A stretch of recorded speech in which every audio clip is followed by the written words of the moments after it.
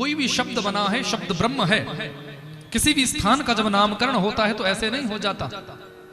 अंतिम यात्रा में चाहे हमें दफनाया जाए, चाहे हमें जलाया जाए, चाहे हमें जल में बहाया जाए, लेकिन उस अंतिम यात्रा की जो अंतिम मंजिल है उसको शमशान बोला गया है। क्या बोला गया है?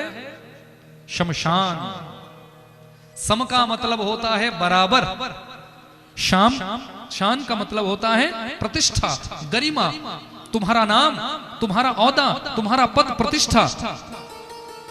यानी जब तक तुम्हारा जीवन है तब चाहे तुम महात्मा जी बनो, चाहे तुम महाराजा जी बनो, चाहे तुम सेठ जी अपने आप को बुलवाओ, चाहे तुम महाराज जी अपने आप को बुलवाओ, चाहे दुनिया के कोई भी जी अपने आप को बुलवाओ, लेकिन याद रखना जब तुम उस शमशान की धरा पर जाओगे, उस अंतिम यात्रा की अंतिम मंजिल, कितनी भी इस संसार में तुम दौड़ लगा लो, लेकिन एक दिन तुम्हारी जो दौड़ है वो कहां तक की है?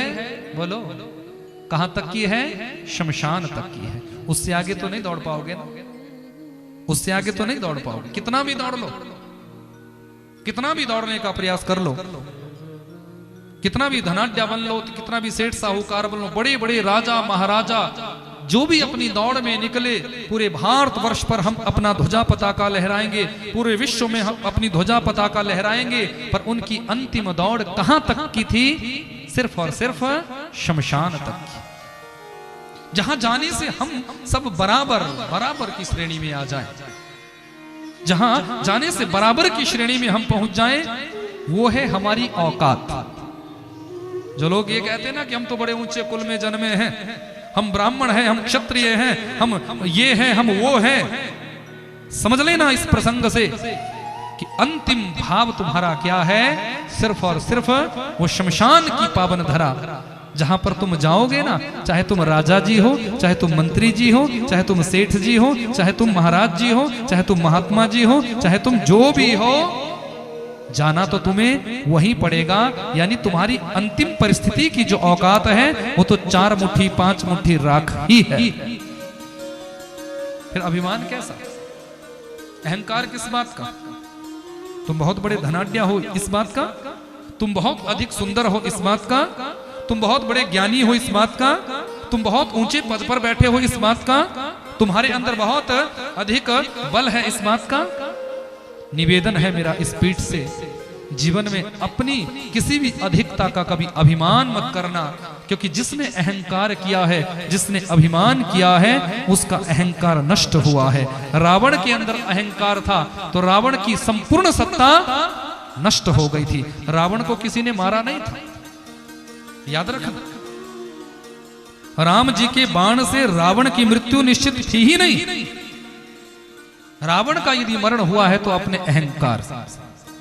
दुर्योधन को किसी ने मारा नहीं था। दुर्योधन की एक जंघा को तोड़कर भीमसेन जी ने कुरुक्षेत्र के मैदान में छोड़ दिया था। मारने जब लगे तो द्वारिकाधीश ने इशारा किया, ना ना ना ना ना, ये गलती मत करना।